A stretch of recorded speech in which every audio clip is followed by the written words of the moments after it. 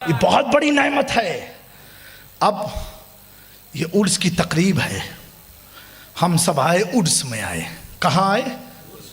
اور اللہ تبارک و تعالیٰ قرآن مجید میں ارشاد فرماتا ہے، کیا فرمایا؟ ان الذین قالوا ربنا اللہ، بے شک جو لوگ کہتے ہیں کہ اللہ ہمارا رب ہے۔ کیا کہتے ہیں؟ تو آپ بھی تو کہتے ہو نا، اللہ ہمارا رب ہے۔ ثم استقاموا، پھر اسی پر قائم رہتے، اٹل رہتے ہیں۔ آندھی آئے، طوفان آئے، بارش آئے، بجلیاں گر جائیں، ڈٹل کے کھڑے ہو جاتے ہیں۔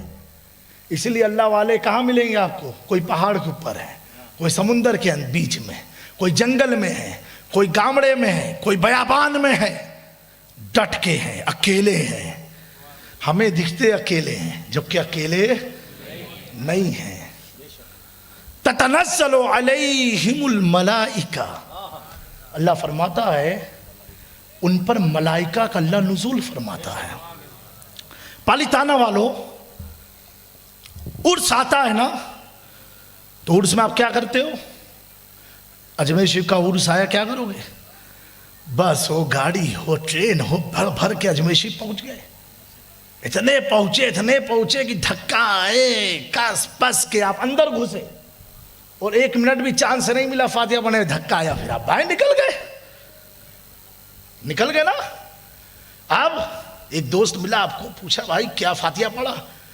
نا فاتحہ تو نہیں پڑھی، لیکن اتلو ایک منٹ نو ٹائم مڑی گیا ہو تو مانے اندر، ایک منٹ کا وقت ملا میرے کو، بس اللہ کا شکر ہے۔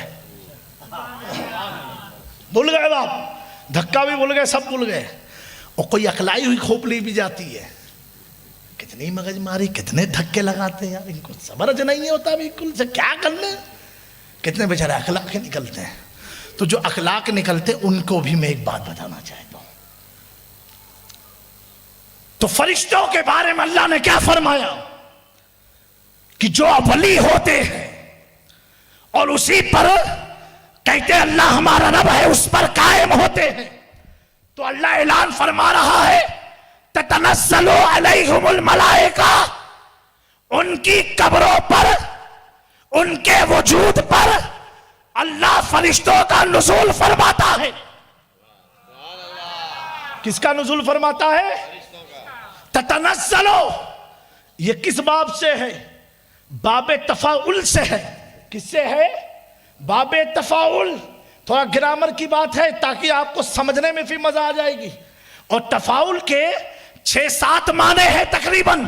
ایک معنی یہ ہے کہ تکلیف سے کسی جگہ پر اترنا۔ کیا؟ تکلیف سے کسی جگہ پر اترنا۔